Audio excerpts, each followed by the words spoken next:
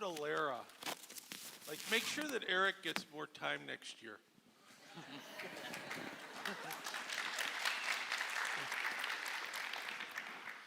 Well, pretty much all good ministry gets done in teams. And, Erik, you have quite a team behind you.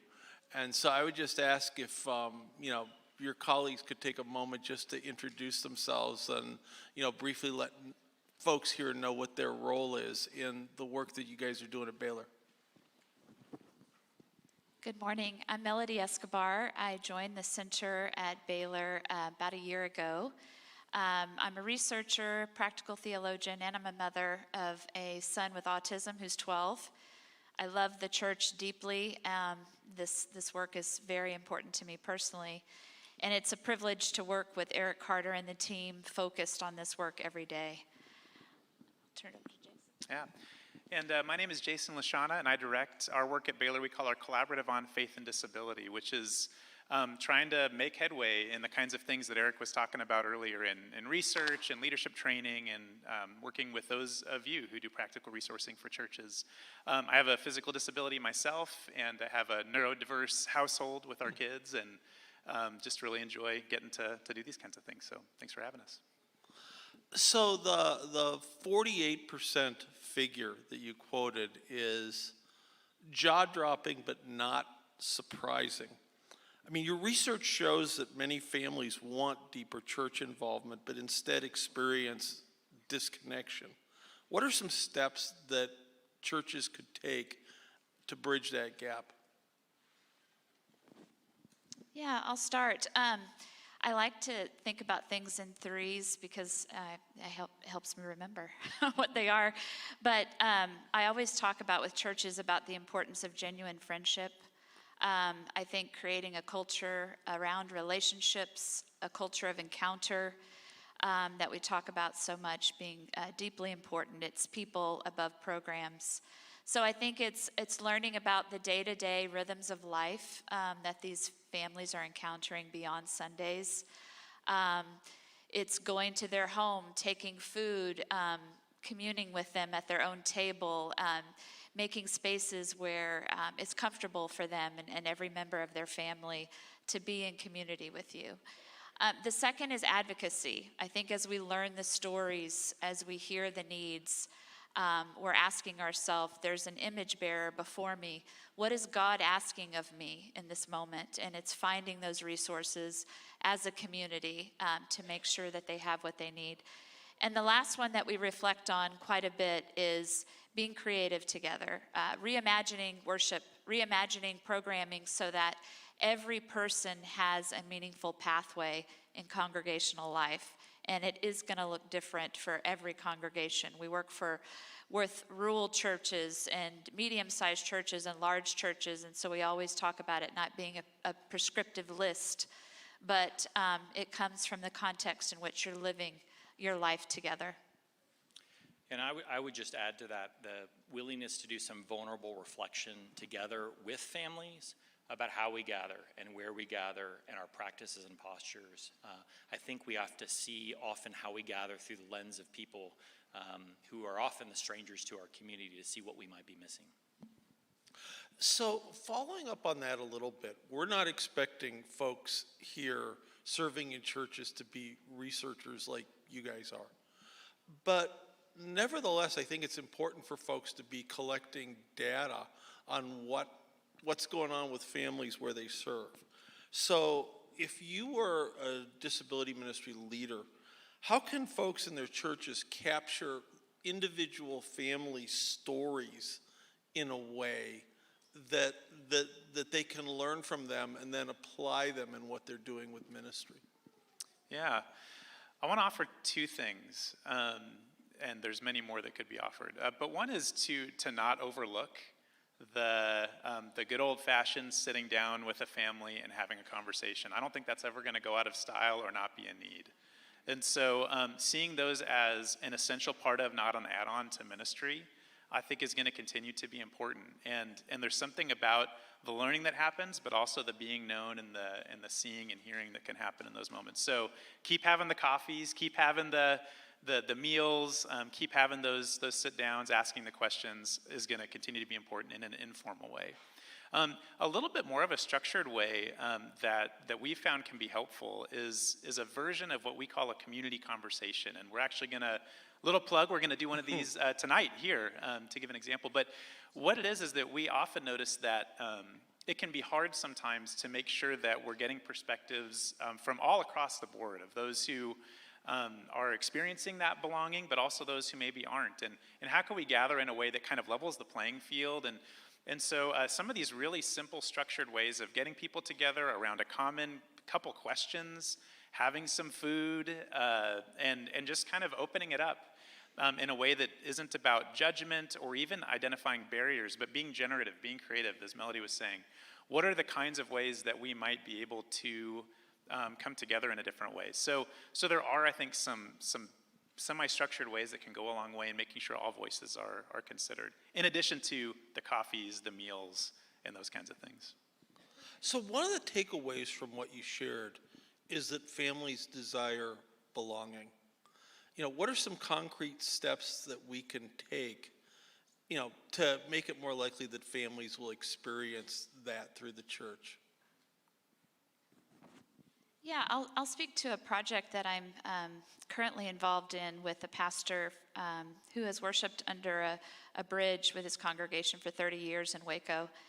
And one of the things that he did, which really struck me, we had a disability in the church gathering, about 90 pastors in the area, and he was the first to go back with humility and apologize to the congregation for ways that he had fallen short, the way that they had, as a congregation and as a family of God, fallen short to those families who had experienced disability. And then he did some informal surveying of just people who identified as having a disability and what their needs were. And some amazing things are taking place under that bridge.